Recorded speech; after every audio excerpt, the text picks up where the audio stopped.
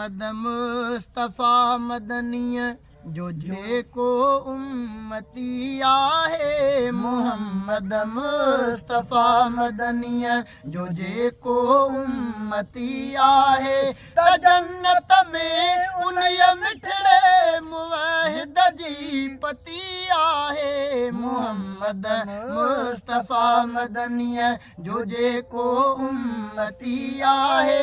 त जन्नत में उनय मिठड़े मुवाहिद जी पती आहे। मोहम्मद मुस्तफ़ा मदनीअ जो जेको उम्मती आहे। मोहम्मद मुस्तफ़ा मदनीअ हले थो विख खणी माण्हू सफ़ा ॼण गुग ऊंदह में। हले तो विख खणी माण्हू सफ़ा ॼण गुग ऊंदह में। नबी असानी वारे खे हथनि में ॼण बती आहे। मोहम्मद मुस्तफ़ा मदनीअ जो जेको उम्मती आहे। त जन्नत में उनय मिठड़े मुवाहिद जी पती आहे। मोहम्मद मुस्तफ़ा मदनीअ जो जेको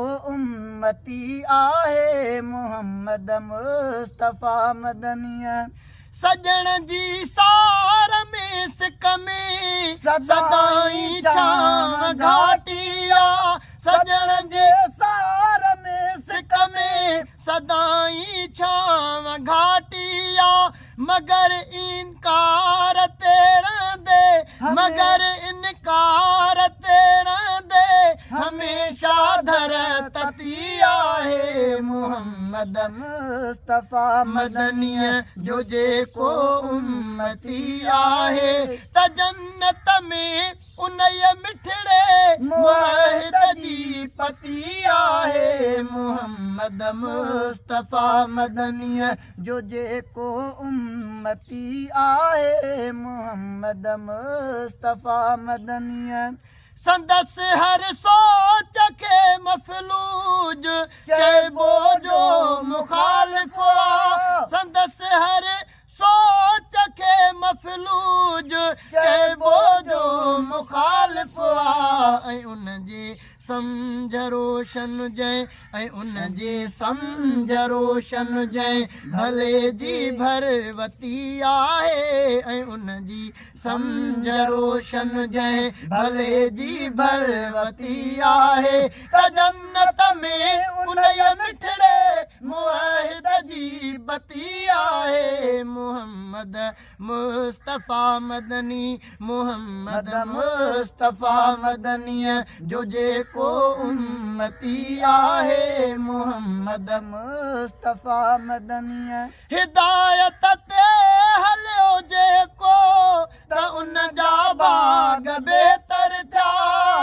हिदायत ते हले जेको हिदायत ते हलियो जेको त उन जा बाग बेहतर थिया। पुठीरो प्यार खां जेको न उन हथ में रती आहे। पुठीरो प्यार खां जेको न उन हथ में रती आहे। मोहम्मद मुस्तफ़ा मदनीअ जो जेको उम्मती आहे। त जन्नत में उनय मिठड़े मुवाहिद जी पती आहे। मोहम्मद मुस्तफ़ा मदनीअ जो जेको उम्मती आहे। मोहम्मद मुस्तफ़ा मदनीअ सदाए पाण खे साईं जो नौकर गोलो खादिम ऐं सदाए पाण खे साईं जो नौकर गोलो खादिम ऐं रखे चाहत में चालाकी न अहिड़ो जन्नती आहे।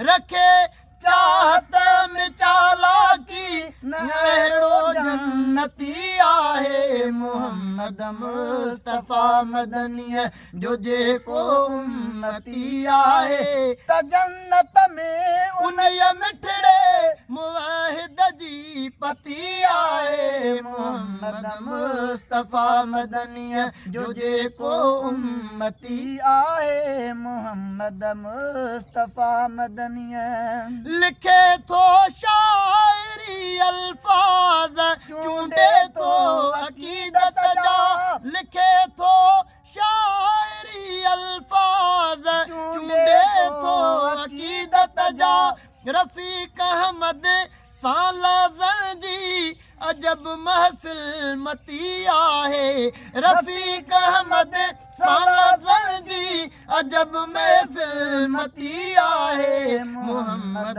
मुस्तफ़ा मदनी है जो जेको उम्मती आहे त जन्नत में उन्हीअ मिठड़े मुवाहिद जी पति आहे मोहम्मद मुस्तफ़ा मदनी है जो जेको उम्मती आहे